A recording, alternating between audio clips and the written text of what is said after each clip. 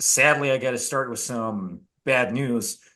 Just recently, it was found that Jonathan O'Halloran, also known as Johnny Berba, ended his own life recently. He had been part of the seduction community for years. Did any of you guys know the guy or have anything to say about this?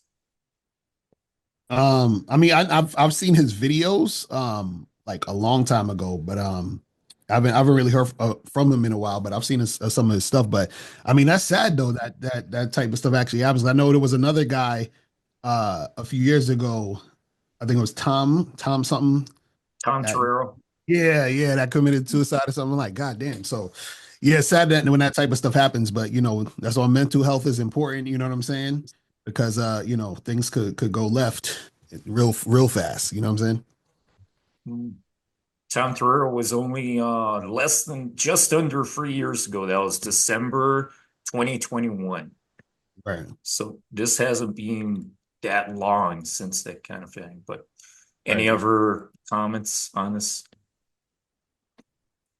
Yeah, I mean, he was one of the nicest guys you could get in the game, and I never met him, but I saw his content, and he had good intentions, and he eventually moved over from dating advice to anxiety and depression coaching, which was a very noble thing to do. And I think sometimes the people who are the most troubled are motivated to help people in that same area, and it's just clear how, as much as he had the right advice and he was helping other people, you can get lost yourself if you're not careful. So I still haven't processed it myself. I haven't.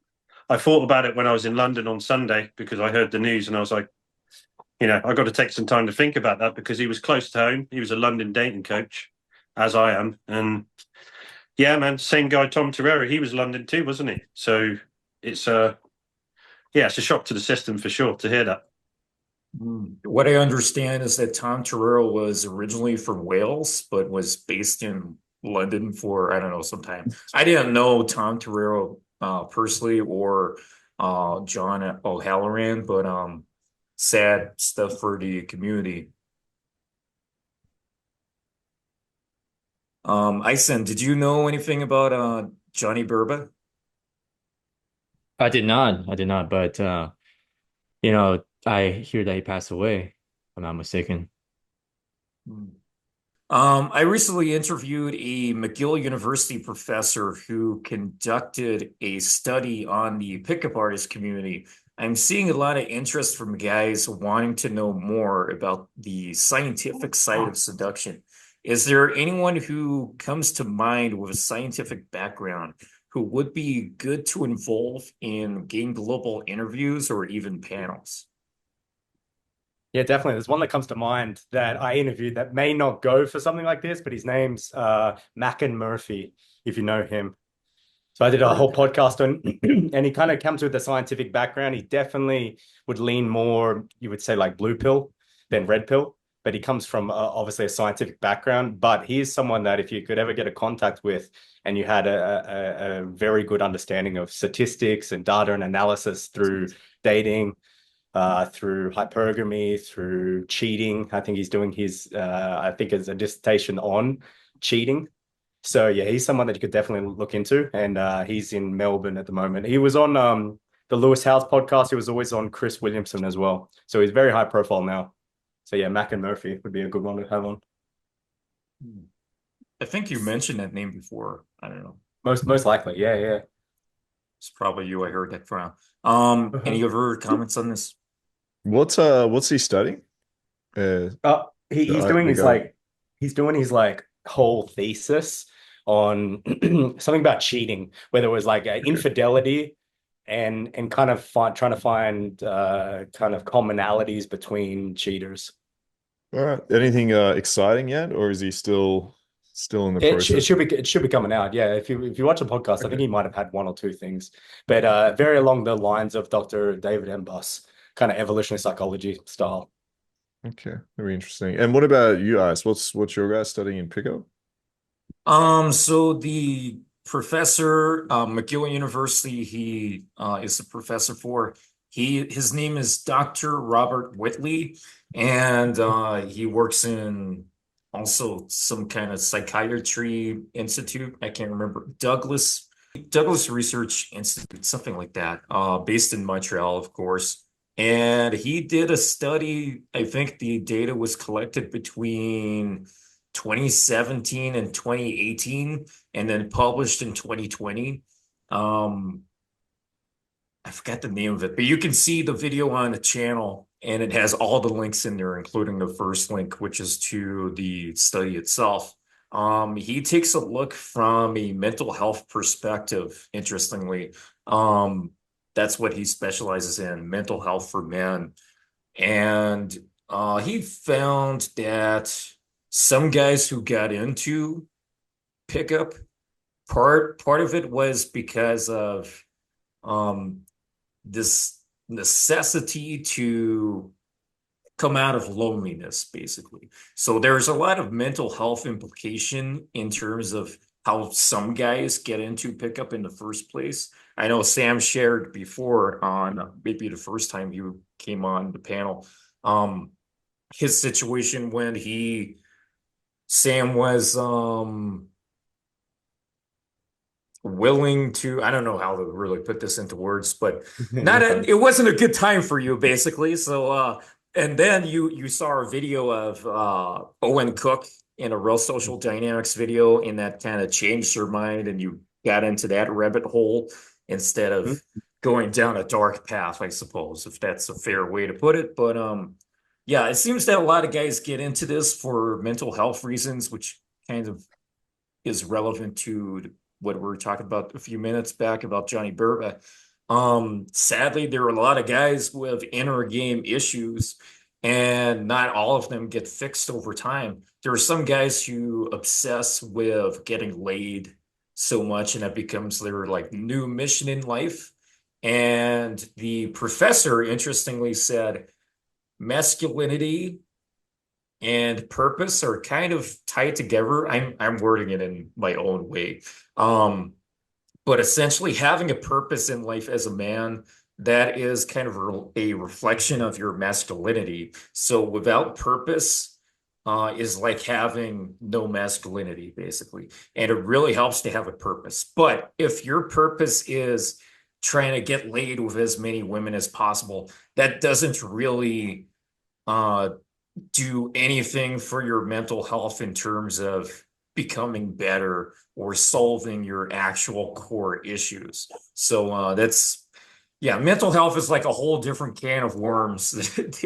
You could just go so many ways with that, but sure is crazy. But the study is interesting.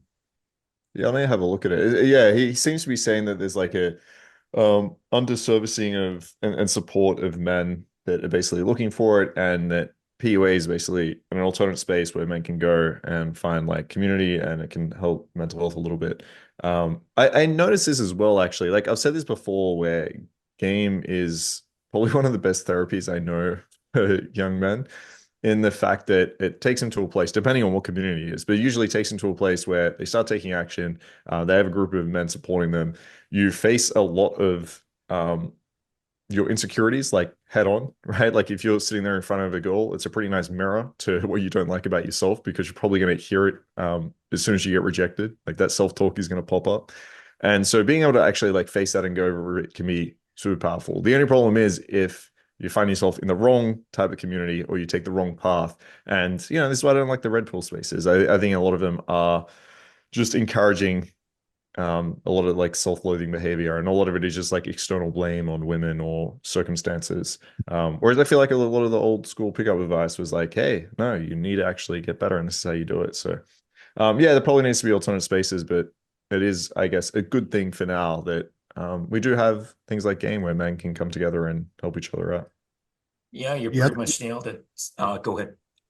When I was gonna say, I think a lot of it too is there's too much. So you have guys who have issues, and they think getting a woman is gonna solve the issue, and that's always a problem, because what happens is that now it becomes this thing of validation where they're chasing the woman to try to get the woman to make them feel better about themselves. So, it's a thing where, yeah, you want, if you're you're attracted to women, you want to get women, you want to have sex, those are good things. But the issue is that when you're tying your sense of self or worth or well-being to getting the women, that's the problem. So I think a lot of guys, more have to understand about, loving themselves and understanding themselves outside of that, outside of, women, and not trying to connect it to women. So that's what happens a lot of times too. So then they're judging themselves and their sense of self-worth based on, oh, did I get a girl? Is she hot? Is this? And it becomes a whole nother thing. And then that continues them on that hamster wheel of, you know what I'm saying, feeling all messed up inside. So that's an issue right there. Yeah, yeah, and every human being, when you get conditioned into figuring out what you want to do in the world, it's like if you're using pickup as a cope, as a distraction for the fact that you don't feel good in yourself, the hole will never be filled. So what happens is you build up this narcissistic pursuit to try and get gain and feeling of being loved from the approval from a woman, and you're not actually fixing the internal. And a lot of guys who are out there and they're looking at all these guys who are being successful women, or they weren't very confident at school, what happens is you're running the risk when you get into pickup, if you're not doing it from a self-development angle, build my confidence, build my social skills, do this because I'm pushing myself outside my comfort zone. If you're doing it from a place where you feel empty and you're looking for that void to be filled by the approval from a woman, it's never going to be enough, because validation is like a quick fix. It's like a sugar. It doesn't last long. So you're constantly chasing that. And the risk that you run, even if you get good at pickup, it's like it's never going to be enough. So you have to have a very healthy relationship with the action of putting yourself outside your comfort zone, working on your social skills, going for your ideal dating life. Because if you're doing it to fill a hole in your soul, you're running the risk of becoming even more disconnected from who you truly are. And when you talk about the pickup techniques and the false stories and fake it till you make it and tell a story for now that isn't actually relevant to your life, when that psychologist who Ice White interviewed a couple of weeks ago, he talks about the authentic self. So if you're making up stories and you're putting on false displays of behavior, over time, you're becoming even more disconnected from who you truly are. You're not actually building your self-confidence and your self-worth. You're putting on a false front, enhancing the ego. And in the long run, that ends in narcissistic collapse, and you end up feeling worse. Even though you've had all of these women, you've had all of this success, if you're not doing it from the right angle, you're not doing it from the right motivations, you run the risk of it making you becoming a very empty person. So what you said there, I fully agree with. Yeah, I think there's going to be a balance here, right? The only problem I have, like with saying something like this, is this also being misinterpreted, because I feel like stepping away, or maybe even talking about mental health for a second, but stepping away from that when it comes to actually being good in game, you need to actually make changes. You need to improve who you are, and that needs to change. So I think the trouble with this advice sometimes is people just hear like, yes, I need to be my authentic self. I need to be who I am now. And then you get the guys just like not improving, right? So it's a nice balance that you kind of need to navigate between, which is, yeah, I do have some flaws. I do have some things that I need to correct, but that's okay, right? That's completely fine. I can still be an awesome person. And the me that I identify with, my authentic self, doesn't have to be linked to my profession. It doesn't have to be linked to me sitting at home doing nothing. It doesn't have to be linked with any of those behaviors. Those behaviors can change. They can get better. You can go out, speak louder. You can put on a smile, even if you're not feeling that great in the morning, if you're being socially calibrated and speaking to a girl in that moment. But yeah, I agree with what you're saying about making up a story that has nothing to do with you, telling a girl that you're rich if you're not. Like these things are always the same idea. When people kind of tell you, hey, just wake up and, look in the mirror and tell yourself like how amazing you are and how good looking you are. And like, no, if you're not good looking, don't look in the mirror and tell yourself that you're a 10, because all that's going to happen is your ego or your subconscious is just going to fire right back and be like, no, you're not, right? So all that's happening is you're repeating your flaws. Like, I think it's important to stay realistic, but yeah, work towards who you want to be. And don't go too far that you're being completely delusional and trying to tell yourself that's complete bullshit. So yeah, I think there's a balance there.